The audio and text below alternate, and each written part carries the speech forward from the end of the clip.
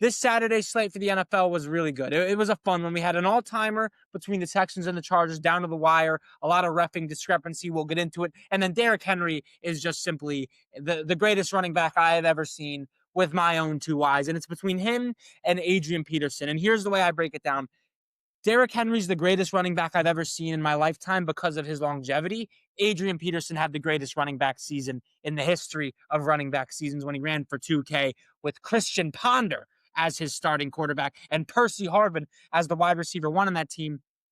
They had the 32nd ranked passing attack in the NFL that year. We've never seen a running back carry a team the way that Adrian Peterson carried that Titans team or that Vikings team. But man, Derrick Henry is just great, and he's done it for a long time. Those are the only two guys that consistently, for at least a 5-year period of time, where they line up in the I formation, you know what's coming, and you still can't stop it. And we saw that against the Packers on Saturday night with Derrick Henry. Career high in carries, tied his career high in touchdowns, 200 yards at the age of 31 years old. We saw it with the Titans. But with the Titans, he had A.J. Brown, he had Ryan Tannehill.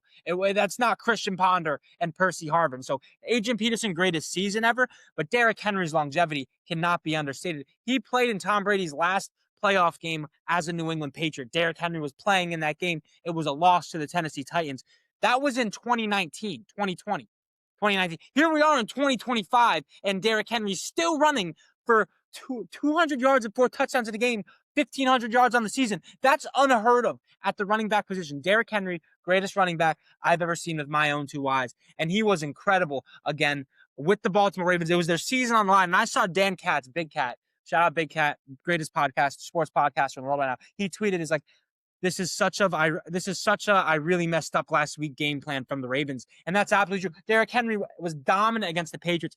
Barely saw the field in the fourth quarter against the Pats on Sunday Night Football. Patriots obviously come back down 11. They said, "You know what? We're just going to give it to Derrick. We're going to let him carry us," and that was evident here today. We also got to talk about Malik Willis. Let me pull up Malik Willis's stat line, ladies and gentlemen, because he was unreal tonight. Like, if he doesn't get hurt, I think the Packers were going to go down the field right then and score a touchdown, and then it's a 3-point game. And they have all 3 of their timeouts and the 2-minute warning, but he gets hurt. Clayton Tune comes in, and it's not Tune's fault the pass got interception for his first pass attempt off the dude's hands and picked off. But Malik Willis, 18 for 21, 348, and 3 total touchdowns against the Baltimore Ravens. And yes, the Baltimore Ravens are bad, but we've seen Malik Willis come in as a backup and run this Packers offense at an efficient level. Last year, when Jordan Love got hurt in week 1, Malik Willis came in. They didn't lose. This year, we've seen Malik Willis come in. He's played at a high level. I think off the top of my head, he's starting on the Browns. He's starting on the Jets. He's starting on the Raiders.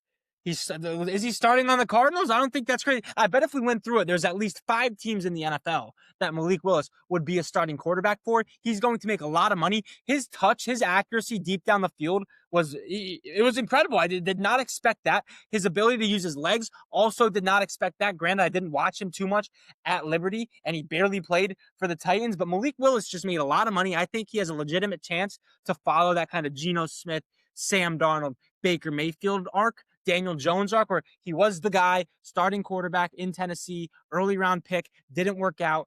All those other guys bounced around a few spots. Malik Willis has just been in Green Bay. He gets one more chance in a team that believes in him, and Malik Willis can be a starting quarterback, a franchise guy. I don't think that's crazy, based off the way we've seen him play when he's coming in relief of Jordan Love and the way he played against the Baltimore Ravens. And yes, the Ravens don't have a pass rush. Their secondary is geriatric, but his mobility, his escapability in the pocket was on display, and his accuracy deep down the field is really what impressed me the most about Malik Willis, man. He's real deal.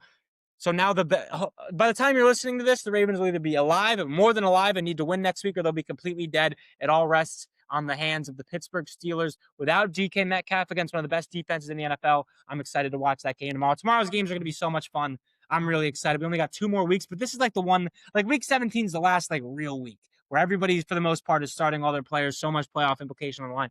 Week 18, half the guys are going to be benched. So I'm very excited for tomorrow. I'm not going to talk about tomorrow because it already happened. Like, let's just fast forward, or we'll rewind now. Texans, Chargers. This game started out better than I could have ever imagined a game starting out in terms of I had a 2-unit play on the Texans. I wish I hammered them more, but I was shitting bricks after that. CJ Stroud threw a bad interception. And then the Derwin James interception was deflected at the line. I'm still not sure what CJ was looking at on that read at the same time. And then the Texans offense just absolutely sputtered. Only 2 field goals after CJ went 4 for 4 for 150 and 2 touchdowns to start the game. Really ridiculous. And I love the Texans game plan. They're like, you know what? Fuck it. We can't move the ball. We can't score in the red zone. We have one of the worst red zone offenses in the NFL, especially at the goal line. Let's just score from 60 yards out against one of the best defenses in the NFL. I think this Texans offensive line also imposed their will with their running game, especially down the stretch. And the Chargers haven't been the greatest running team in the NFL. But the Texans also, their offensive line's been the real question mark. They've been under a lot of scrutiny all season. I think they're really coming into their own. They're really playing some of their best football. It's a young group outside of Trent Brown, so it's good to see them protect CJ a little bit against a way better pass rush than they're accustomed to seeing in Tui Tuipulotu and those guys. And Tahir Tart and those guys in LA, which is one of the best defenses in the NFL, especially over the last few weeks or so. Good win for the Texans. Good gritty win for the Texans. Happy to see CJ Stroud look good for the first quarter and then really just fall off, but it was enough. When your defense is that good, that's all you need. Let me get a water break in real quick. The refs in this game were horrible. But I will say they were consistently horrible. They were consistently soft, consistently calling the ticky-tacky. Will Anderson never was offsides for a second. He timed that perfectly. I was pissed when they called that back. That kept the drive going for the Chargers. The Ladd McConkey illegal contact down the field, that kept the drive going. That was ridiculous. Ladd ran right into them. What do you want? Was it Lassiter or Petrie? I don't know who it was for the Texans. What do you want them to do in that scenario? There's literally nothing they can do when Ladd runs right into him. And then not the last play, but the third down the Texans had, horrible illegal contact call, but at least they were consistently making that call on both sides of the field because it was completely soft. CJ Stroud also, there was a roughing the passer that could have gone either way. It was just a whole lot of stuff in this game. The refs were just so soft, but at least they were consistently being pussies for the entirety of the game. I can appreciate that. If you're going to be bad, at least be bad for both sides, because I was watching this game, I'm thinking the Chargers are getting absolutely built, especially on that last drive where Omarion Hampton scored the touchdown to make it a 3-point game. Well, not a 3-point game because Cam Little missed the field goal. But all of the Chargers fans are like, Cam Little sold us. Yes, you also should have never been in that situation in the first place. The refs are bailing you out. And also, Justin Herbert is Superman, man. He needs some help. I feel so bad for Justin Herbert because every time he dropped back, he was under pressure in a second. Whether it was Daniil Hunter or Will Anderson, he got sacked 5 times. But if you watch this game and your main takeaway is that Justin Herbert isn't a good quarterback, I don't know what you're watching. You have to be the biggest hater in this planet. Some of the plays this guy was making, some of the throws this guy was making, where he's stepping up in the pocket, juking out 2 guys, sidearm dot, dropped by Oronde Gadsden. Or he's getting it literally going down, picks up the first down on that last drive. Or was it 2 drives? But either way, the plays Justin Herbert was making, that third and long scramble that he made, he is unbelievable.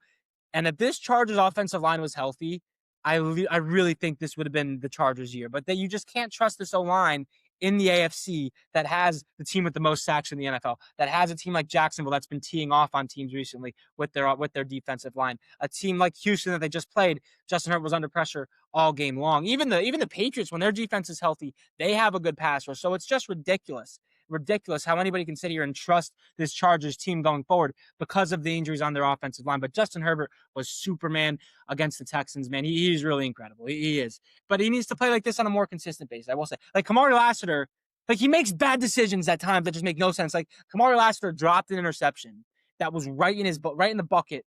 Justin Herbert should have never made that throw. He's lucky he dropped it, but that could have been the game right there. So he can't have those type of mental errors with how bad his offensive line is, because there's just no room for error at this point. What else should we talk about? Shout out to Texans defense. CJ Stroud threw those 2 interceptions. They got the ball in Texans territory in the first half. They only scored 3 points. That's ridiculous. The Texans defense is unbelievable. Best in the NFL. Their average, their total yards against their scoring defense should be less than 6. It shouldn't be they should have less yards and they should have less points against them. But that last drive was just constant bailout by the officials, man. So what a Saturday slate. I think the Texans and Chargers are 2 teams. I like the Texans in the playoffs more because of their offensive line, because I've seen CJ Stroud play good in the playoffs before. We haven't really seen that out of Justin Herbert. Not saying that he can't, but we just haven't seen it. And then as far as the Chargers offensive line, I just can't trust it. I can't trust it. And the Houston offensive line's been playing better. Their run game was pretty good today, especially on that last drive, the second or the third and short, or they ran the ball on first down after they got the first down from the illegal contact, get 8 yards, second down dominant.